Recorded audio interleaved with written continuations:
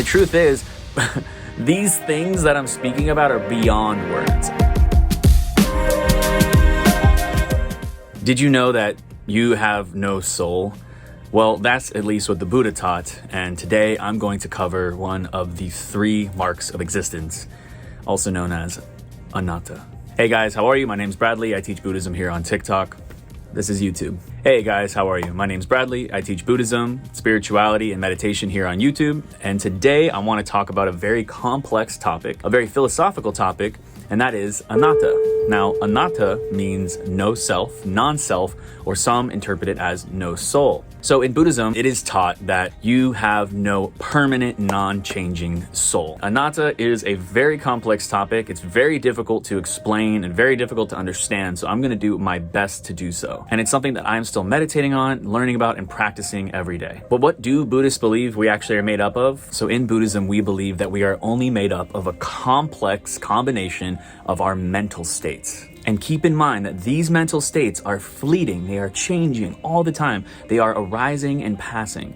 So we are literally made up of our mental states that arise and pass, and that we're literally only made up of units of consciousness. And because as soon as it passes, a new one arises, it is a constant stream. And this is why in Buddhism, we might refer to ourselves or our essence as a mind stream. Take in mind that in Buddhism, when we use the word mind, they're referring to the essence of ourselves, the mind stream, those mental states that we exist from, not necessarily the mind like the brain one might use in Western culture. Now, I'm going to read to you from Buddhism in a nutshell. It is not to be understood that a consciousness is chopped up in bits and joined together like a train or a chain. But on the contrary, it persistently flows on like a river, receiving from the tributary streams of sense constant accretions to its flood, and ever dispensing to the world without the thought stuff it has gathered by the way. Here he's talking about the mind stream and how it's flowing effortlessly so quickly, and that it's actually just moving through time, but it only exists because of the previous mental states or previous parts of itself. Does that make sense? It's very confusing, it's very hard to understand, and I'm sure I'm not doing the best job of explaining it, but the main broken down version is we only exist because of our previous mental states. And speaking about the mind stream, he says, however, it pleases the commentators to say that the time during one thought moment is even less than 1/billionth part of the time occupied by a flash of lightning. Now that I've explained the technical definition, I'm going to do my best to describe a little more of a generalized description. Anatta means no self. We are constantly changing. We are never just the same soul or essence or whatever you want to call it. And I personally love this description. I think not only is it poetic, but I think it actually does our essence more justice, because I think that who we are at our core, or whatever we're actually made up of, is much more complex than just, here's a soul, I can put my finger on that, and that's that thing, and there it is. The truth is, these things that I'm speaking about are beyond words, and I think that's also why it's so difficult to describe, especially in English. Now take in mind, in the Pali language, the language of the Buddha, there were many different words that do not translate into English perfectly. Just like there's 7 different ways to say snow in different languages, there are words that do not translate over well in English. And I think that it just does it justice, the fact that we can't really put this into words. I have meditated on Anatta a decent amount, and I have gotten understandings that I can't really put into words. But as a generalized definition, I like to look at it like a wave. We are just a wave in an infinite ocean. We arise just to pass. And I love the idea of us being more like a wave, because if we look at ourselves like a soul, then that's kind of more like a rock, something that's very tangible and grabbable, and just we can pick it up and look at it and there it is. How can you look at the wholeness of a wave? How can you hold a wave in your hand? How can you understand all the pieces of a wave in the moment that it exists?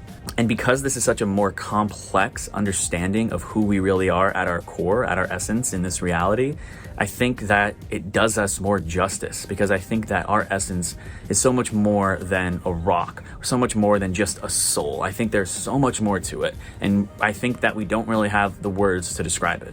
Now, some might argue, oh, well, Bradley, if we're part of the wave, then we're just also part of the ocean, and we are the ocean, right? Oneness. We all are connected, and we are part of this living organism, and I'm just a piece of that organism, right? Or I'm just a branch on a tree, and the whole tree is all of us together. I look at it like we are part of an infinite ocean. And because it's an infinite ocean, we cannot grasp it. Again, we cannot say, there it is. And this coincides with Buddhist beliefs. In Buddhist teachings, the universe has no beginning and no end.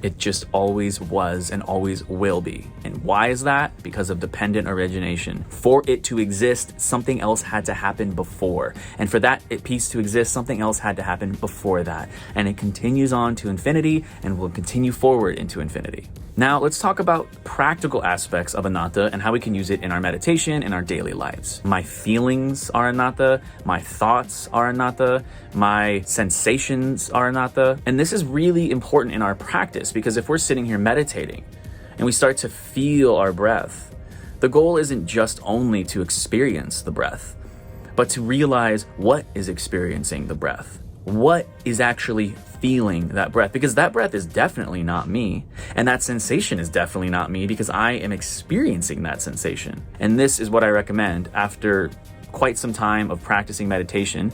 I'd recommend about a year or so of really getting the hang of mindfulness, feeling sensations, being aware.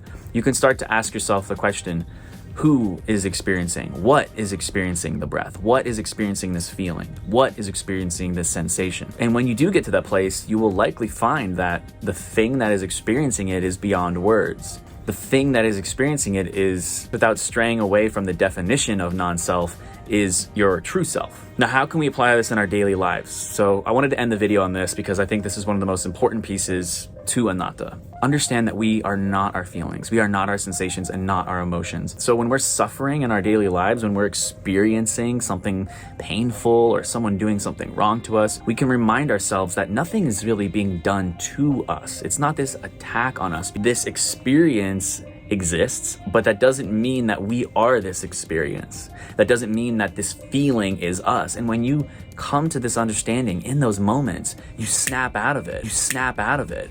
And I've done it. I've done it quite a few times where I've been angry and frustrated, and then I remind myself of anatta, and I come back to my breath and I pull myself away from the experience, and I actually pull out from the pain, from the suffering, and everything just melts away and I'm totally okay at that moment. I hope this video was somewhat helpful, because dang, it was hard to explain. Practice anatta and apply this teaching to our daily lives so we can end our own suffering. May all beings be happy, and I wish you a very happy and wonderful day. And here's the best part. Every moment there is birth, every moment there is death. The arising of one thought moment means the passing away of another thought moment, and vice versa. In the course of one life, there is momentary rebirth without a soul.